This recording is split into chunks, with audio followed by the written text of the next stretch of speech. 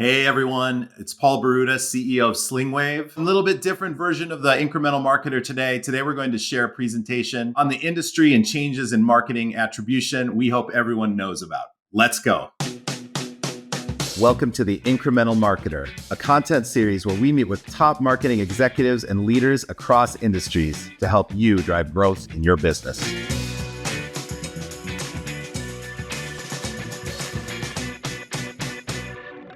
What I'll go through today is just this brief history lesson. It's really my perspective, the team's perspective at Slingwave on how tech and changes in tracking have affected marketing measurement.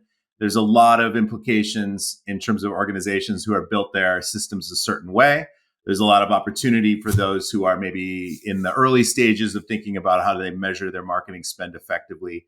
And so we'll get to an actionable set of recommendations at the end just around how you set your team up with the proper type of models and what are the levers that you can pull on the modeling front, as well as data infrastructure that's critical for you to be able to understand this world and track it. We use pies in the vein of it gets people's attention. Usually it makes you hungry. So what does tracking changes look like to a marketer? Well, first of all, what did you ever feel as a marketer you had full command of? Did you ever feel like you had a full pie? Have you ever felt that? I think most marketers we talk to have always felt that there's gaps in their tracking, no matter, even if they were able to do the things that you used to be able to do, pixel everything, measure multi-touch attribution across everything.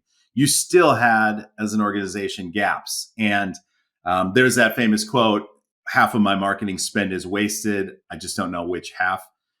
This is kind of representing that. You never, as a marketer, have full confidence on what amount of marketing spend. You know that there's just gaps in your data. So what we see is that already huge gap in your organization is getting lower and thinner, as a single slice of pie.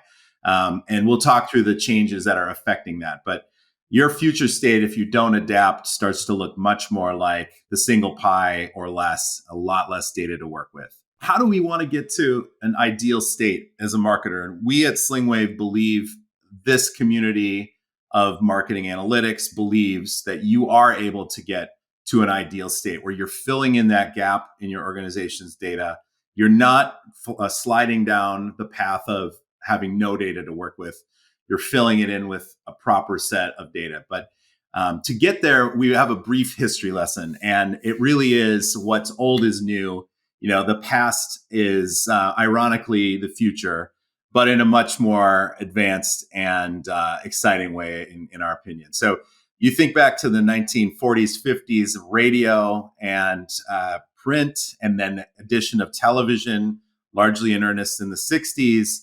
A methodology was evolved called media mix modeling, and media mix modeling or marketing mix modeling, which is a bigger set of marketing inputs, started to be how organizations could tie media spend back to outcomes. And it was time series based, and it was not pixels, not user level, no specific inputs that are PII. And it's using statistical modeling and a predecessor to what we now use, which is Bayesian statistical time series modeling. And it was effective. You had major brands grow their footprint across the US with media mix models measuring the impact of large investments in television and radio and print. Then you had the digital media era. So let's fast forward to 2000 to 2020. I started at Yahoo in 2004, Overture at the time. This was the start of the great deterministic era, which is you had the rise of search advertising and things like social, display, video. The four corners of digital were on a massive trajectory of growth. And in that world, you could actually do what we call multi-touch attribution. The industry knows as multi-touch attribution, MTA, which is actually understand user conversion paths, know from impression to click to conversion that ad had that effect and that a user took that journey. So these multi-touch models flourished and existed in a world pre-privacy regulations, pre all of the changes that we talked about earlier, where you could collect as much data as the platforms would pass you and allow, and you could create very robust user journey based attribution, multi-touch attribution. Last click models, first click models, those were all born in this era. Now, fast forward to today. Since privacy changes, since the growth of so much media, so many media platforms, walled gardens, it's become very hard to track. MTA is effectively not useful. Vince Scopino talked about that in an earlier podcast. You really can only use multi-touch attribution in a sample set of data, programmatic, some clean room data, and it's much more of a sampling. Like I mentioned, you need to think about a more robust strategy to measure in an omni-channel world. It's harder to track. There's just so much more fragmentation. So how do we approach it? How do you approach it?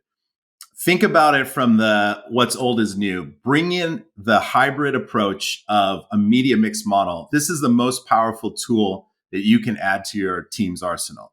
Thinking about bringing in a time series data that is not cookie based, that is not dependent on user data, and has all of your historicals, including your dependent variable, sales, and all of the independent variables, spend by channel, ideally by tactic, ideally by day and geo. And then you augment that with the methodologies of the past, like MTA. Multi-touch exists in clean rooms today, primarily. Clean rooms being things like Amazon Ads Data Hub and Amazon Marketing Cloud and Google Ads Data Hub. And then the last piece of the hybrid model, which is how do you create that whole pie, is experiments. So we can talk about these three for a minute. You think about from the modeling standpoint where we started the conversation. Click-based models were that era in the middle, right? 2000 roughly to 2020.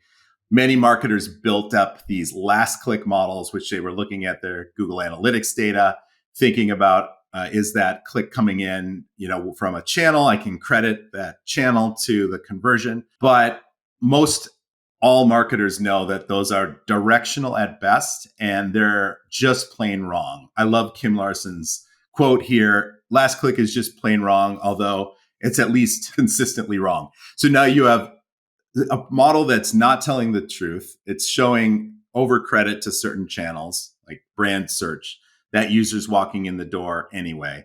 They were influenced by something upper funnel that's not getting the credit.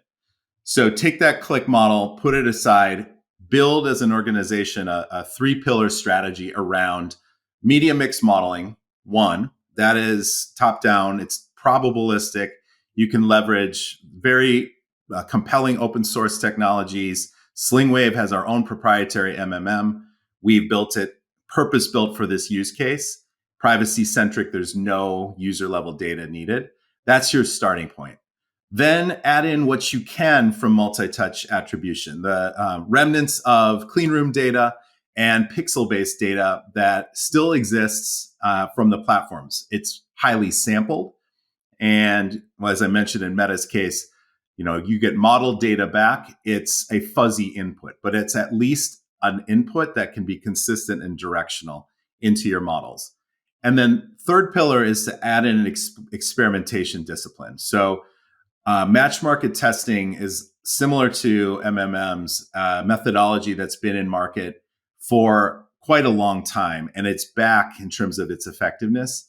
This is where you do a holdout of a geo and you match it with a geo that statistically is paired in terms of its correlation. And you'll think about dropping or increasing spend in one of those geo groups and measuring the control group as that group in which you did not change anything, and the test group is which you did change something. So you're able to see in a real life scenario a change in your revenue, a change in your subscribers, change in your dependent variable, and you add that piece to the mix, you're able to reconstruct the picture.